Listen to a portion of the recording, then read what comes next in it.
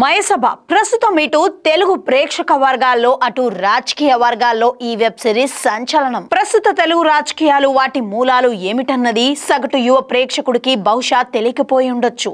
దాన్నే తనకు అనువుగా మార్చుకొని రియలిస్టిక్ క్యారెక్టర్లకు ఎలాంటి గొడవ లేకుండా మారు పేర్లు పెట్టుకొని కొట్టిన దెబ్బకు ఒక్కొక్కరికి సిరీస్ చూస్తుంటేనే షేక్ అయిపోతుంది.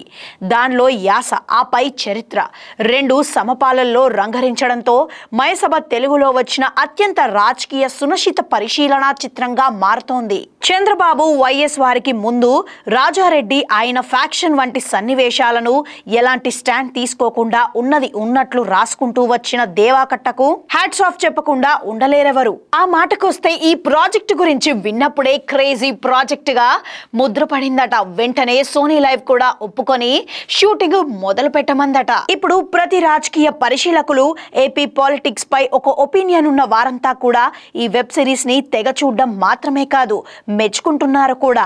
ఆనాటి రాజకీయాన్ని ఎన్నో వ్యయ ప్రయాసాల కోర్చి రాసుకోవడం మాత్రమే కాకుండా ఆనాటి స్థితిగతులకు అద్దం పట్టేలా తీసిన చిత్రణ సైతం శబాష్ అనిపిస్తున్నట్లు తెలుస్తోంది. మయసభ గాని ఒక్కసారి చూస్తే ఆటోమేటిక్ గా ఆనాటి తెలుగు రాజకీయాలపై ఒక అవగాహన రావడం పక్కా.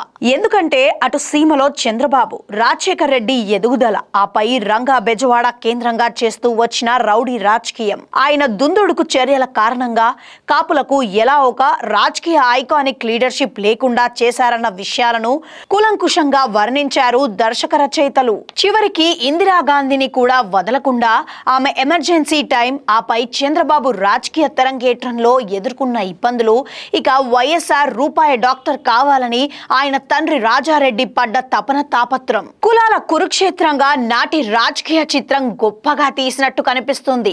అంతేకాదు అప్పట్లో రాజకీయం అంటే రెడ్లే, కమ్మ నాయళ్లకు రాజకీయం రాదంటూ పెద్దిరెడ్డి వంటి వారు చేసిన హేళన, అవమానాలన్నిటినీ కళ్లకు కట్టించారు. మొన్న మధ్య మిథున్ రెడ్డి అరెస్ట్ గతకాలపు గొడవలే కారణమంటూ జగన్ సైతం అంటున్న సమయంలో సరిగ్గా ఈ వెబ్ సిరీస్ రావడంతో బాగా కనెక్ట్ అయ్యి సిరీస్ ఎక్కడుందో వెతుక్కొని మరీ చూస్తున్నారు సామాన్యులు. అంతేకాదు సోషల్ మీడియా గోడలపై వీటి గురించి తెగ రివ్యూలు ఇచ్చేస్తున్నారు. ఆది పినిశెట్టి, చైతన్యరావు, సాయి కుమార్, నాజర్ వంటి ఫెమిలియర్ ఆర్టిస్టులకు ఈ సిరీస్ తో చాలా మంచి పేరు వస్తున్నట్లు తెలుస్తోంది. ఇక ఈ కథను ఆశాంతం నమ్మిన విజయకృష్ణ, లింగమనేని, శ్రీహర్ష నిర్మాతల త్రయం ఫుల్ హ్యాపీ ఫీల్ అవుతున్నారట.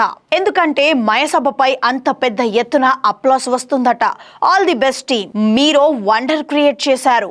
మాయాబజార్ తర్వాత ఆ పేరిట వచ్చిన అంతటి చిత్రంగా దీన్ని కొందరు అభివర్ణించడం చూస్తుంటే వీరి కష్టం ఫలించినట్టే అని చెప్తున్నారంతా. ఇంతకు ఈ వెబ్ సిరీస్ మీరు కూడా చూసారా?